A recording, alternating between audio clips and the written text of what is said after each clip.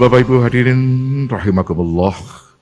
Selanjutnya marilah kita ikuti bersama tausiah refleksi kemerdekaan Republik Indonesia saat pandemi Covid oleh Kiai Haji Bahauddin Nur Salim atau Gus Baha. Kepada beliau dengan hormat disilakan.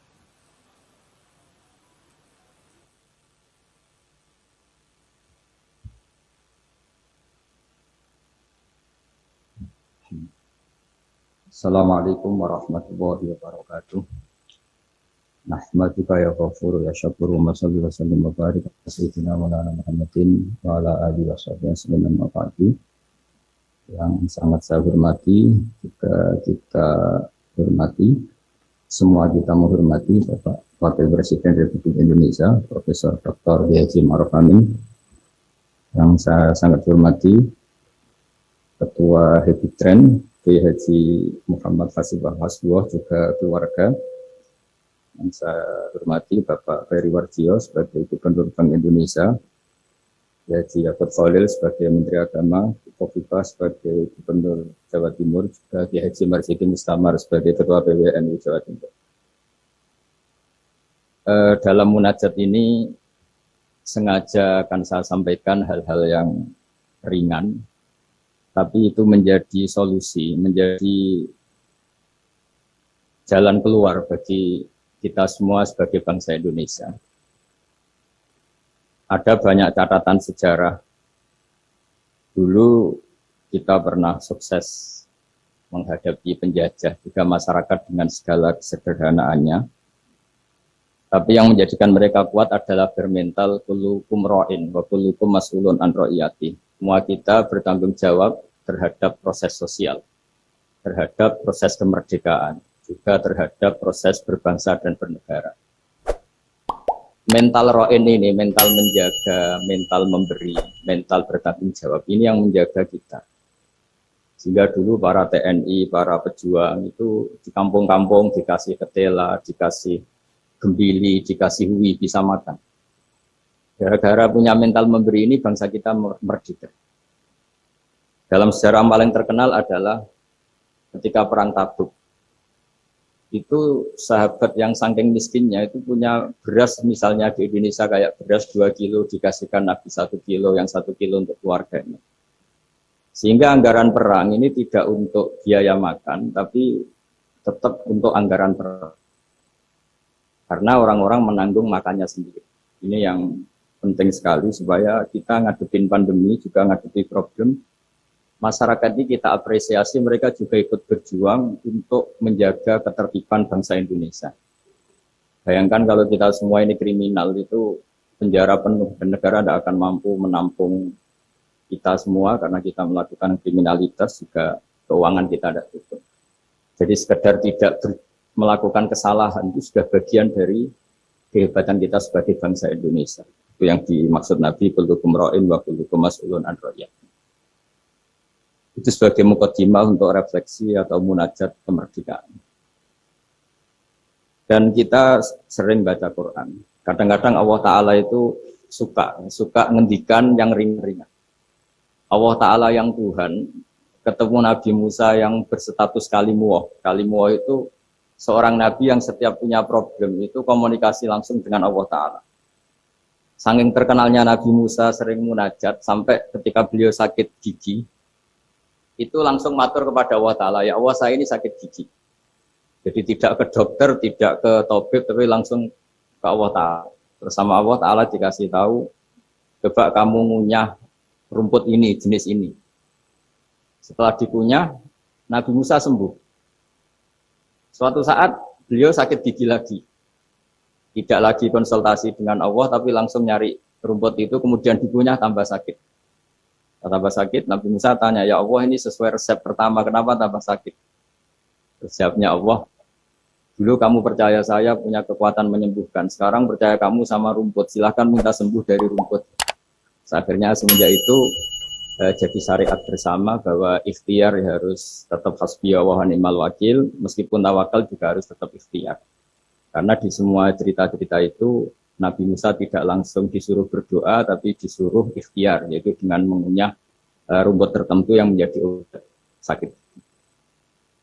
Tapi di balik itu semua ada hal-hal dahsyat yang Allah Ta'ala itu ngendikan atau cara memperlakukan seorang kekasihnya itu ringan sekali, rileks sekali, sehingga banyak kiai-kiai kita yang rileks.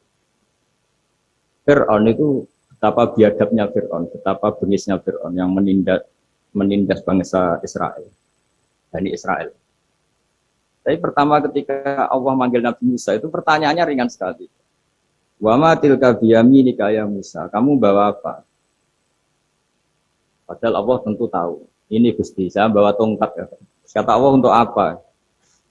Atawakka'u 'alaiha wa husyu biha 'ala ghanami wal yafiha ma'arif ukhra. Ya, banyaklah Gusti fungsinya tongkat ini.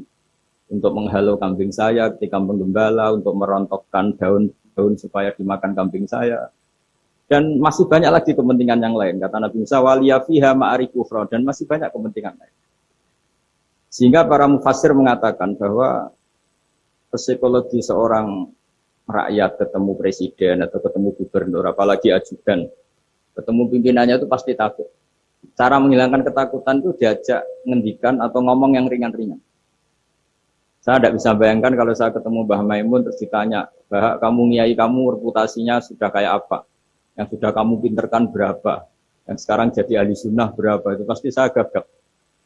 Sama ketika gubernur ditanya menteri dalam negeri atau ditanya atasannya lagi prestasi, pasti gagap. Sehingga kadang-kadang bangsa ini kalau antar pejabat ketemu ya makan-makan. Kalau ketemu kadang ngendikan yang ringan-ringan. Itu sebetulnya bukan hal yang salah. Karena dalam kecapean seperti ini hal-hal yang ringan itu adalah obat, adalah solusi. Sehingga Nabi Musa tidak ditanya, kamu jadi nabi reputasi kamu apa? Malah ditanya yang ringan. Wa ma tilka biyaminika ya Musa. Qala ya asaya atawakka'u 'alaiha. Hal itu juga yang kadang-kadang Nabi kalau ditanya, ayil Islami khairun ya Rasulullah, Islam yang terbaik itu gimana ya Rasulullah? Jawabannya Nabi itu unik, kadang hanya jawab it'amu to'am. It'amu to'am wa ifsa'us salam alaman arota malam tarif. Ya Islam yang baik itu ya pokoknya makan-makan. Itu kalau ketemu teman ya makan-makan kalau ketemu. Lalu di balik keriangan ini, di balik ketenangan ini atau keriangan ini, di balik hal-hal yang sederhana ini, terjadi fikih yang luar biasa. Ini tadi saya nanti sampainya ke Jepitren. Terjadi fikih yang luar biasa. Ketika ahli fikih mengatakan senyum itu sunnah, karena tidak wajib, tidak berdoa. Tapi konsekuensi hukumnya bisa wajib. Ya tadi, misalnya kita punya istri, solihah, tentu kita butuh happy. Yang istri kita misalnya judes, yang tidak istri kita ramah senyum. Maka ini ada persaingan halal dan haram. Dan haram ini bisa menang hanya modal senyum. Yang halal karena benis kalah. Sehingga dalam konteks tertentu maka yang dikatakan Nabi senyum itu sunnah. Itu tidak dimanai ulama sunnah dengan arti tidak wajib. Tapi sunnah dengan arti perilakunya orang-orang soleh. Untuk kompetisi itu pasti senyum. Karena tidak kebayang kalau yang soleh, yang baik itu bawaannya tanfir, menjadikan orang lain lari. Sementara yang batil menjadikan orang lain tertarik. Ini jangan sampai terjadi. Sehingga Islam kadang-kadang mengajarkan kita hal-hal yang ringan tadi. Kit'amu to'am. Ya kalau ketemu teman ya makan-makan. Kita tidak bisa bayangkan misalnya komunitas orang-orang bandar narkoba kalau ketemu anak buahnya makan-makan, rileks. Sementara kita yang soleh-soleh, meditnya minta ampun. Sehingga orang terus kapok berteman orang soleh karena batil. Terus mencari berteman orang batil karena sakot. Begitu juga di perdagangan.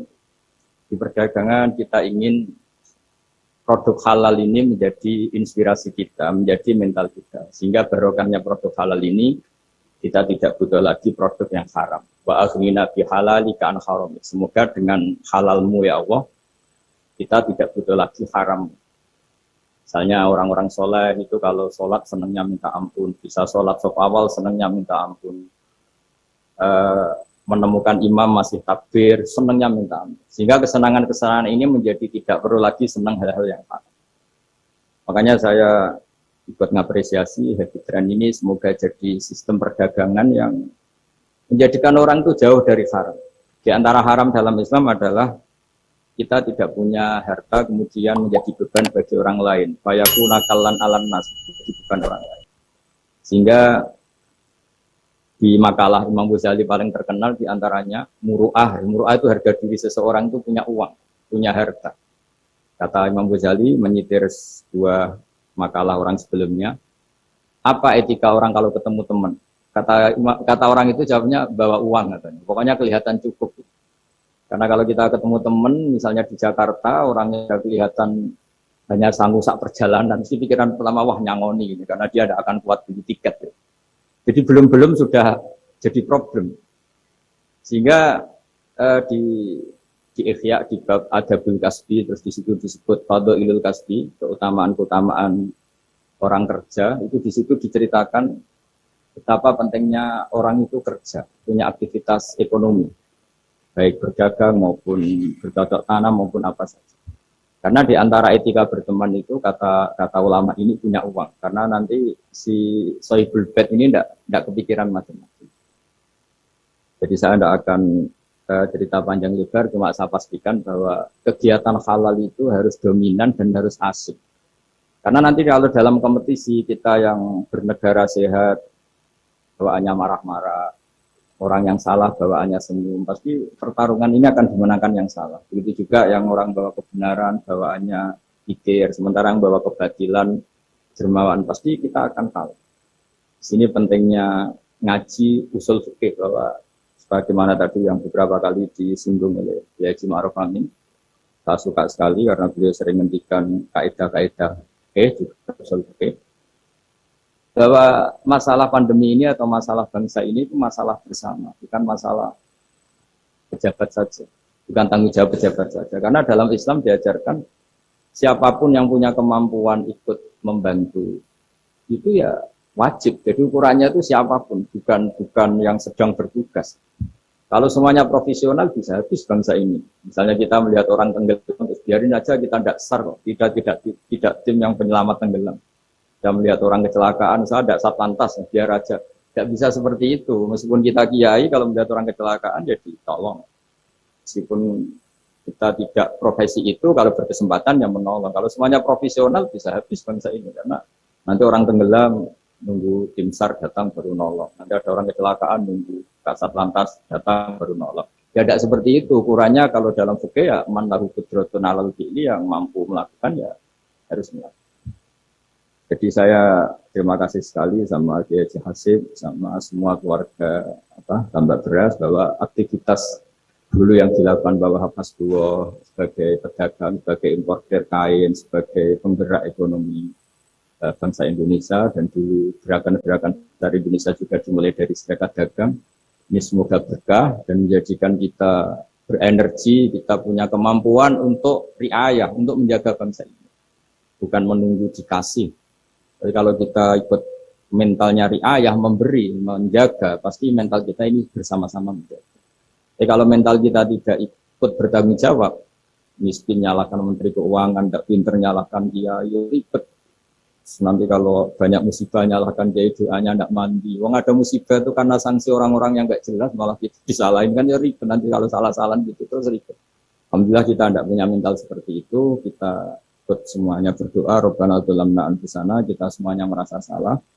Karena ya tadi termasuk salah adalah misalnya pernah suatu saat Nabi Ayub ditanya istrinya, kenapa engkau sebagai Nabi tidak minta doa di entasnya musibah pada diri engkau? Saya sehat sudah berapa tahun? Ya sekitar sekian puluh tahun. Saya sakit baru sekian bulan. Masih lama mana? Ya lama sehatnya, ya sudah, saya tetap akan jaga syukur itu. Nah, syukur ini penting bukan untuk dablek, tidak peduli, supaya jaga imunitas. Karena di antara nikmat yang paling pokok itu alladzi atamahu min ju'i wa amanahu min khauf. Orang bisa makan, hidup kita tidak terancam oleh kepunahan, oleh pembantaian, oleh chaos sosial, itu sudah luar biasa. Karena di antara sifat Allah itu yang memberi alladzi atamahu min ju', yang memberi makan kamu dari kelaparan. Wa amanahu min khauf, dan memberi kamu kenyamanan. Kamu tidak takut, itu sudah nikmat yang luar biasa. Saya sering bayangkan nikmat ini kayak apa. Kalau kita jadi orang Irak, orang Syria, kayak apa nikmat bangsa Indonesia yang teduh, yang nyaman. Ini harus kita syukurin dulu, bahwa kita ingin nikmat yang di atasnya itu, ya ingin pandemi berlalu, ingin ekonomi baik, oke lah, tapi syukur dulu. Supaya tidak lupa lah bahwa kewajiban kita itu alhamdulillah. Jangan karena kemerungsung ingin ideal terus yang sudah kita dapatkan kita hindarkan. Itu bahaya sekali dalam muamalah sama Allah Ta'ala. Sebagaimana tadi yang diskusi yang disitir Bapak Wakil Presiden, siapa yang tidak syukur atas nikmatku, tidak sabar atas balaku, itu maka silahkan mencari Tuhan selain aku, tapi jangan menempat bumiku, jangan menempati bumiku, jangan pakai langitku. Intinya itu betapa bahayanya kita kalau tidak syukur. Saya kira demikian dan saya terima kasih sekali atas kegiatan atau ide jadi tren, tapi saya mohon semohon-mohonnya bahwa ini adalah bagian dari meneruskan tradisi dulu mulai Pak Wahab, mulai Pak Hasim, mulai Pak Bisri, mulai semuanya lah tokoh-tokoh dari ormas manapun, termasuk dulu ada Serikat Islam, ada Serikat Dagang, karena semuanya ini akan membangkitkan bangsa kita dari keterpurukan. Terus jadi kompetitor yang baik sehingga masyarakat ini berkebutuhan yang halal. Karena orang nikmati laba dari dagang, dapat uang dari bisnis, mereka antipati dapat uang dari nyuri, dari korupsi. Jadi semua kebaikan harus dinikmati untuk dalam rangka wa aghnina bi halalika an haram. Supaya kita cukup menikmati yang halal sehingga tidak berkebutuhan lagi sama yang haram. Jadi juga dalam berekonomi, berbisnis dan berperadaban. Saya kira demikian dan mohon maaf karena tadi saya harus ngaji dulu Bulughul Maram sehingga ada bisa ngikutin mulai awal. Dan terima kasih. Assalamualaikum warahmatullahi wabarakatuh.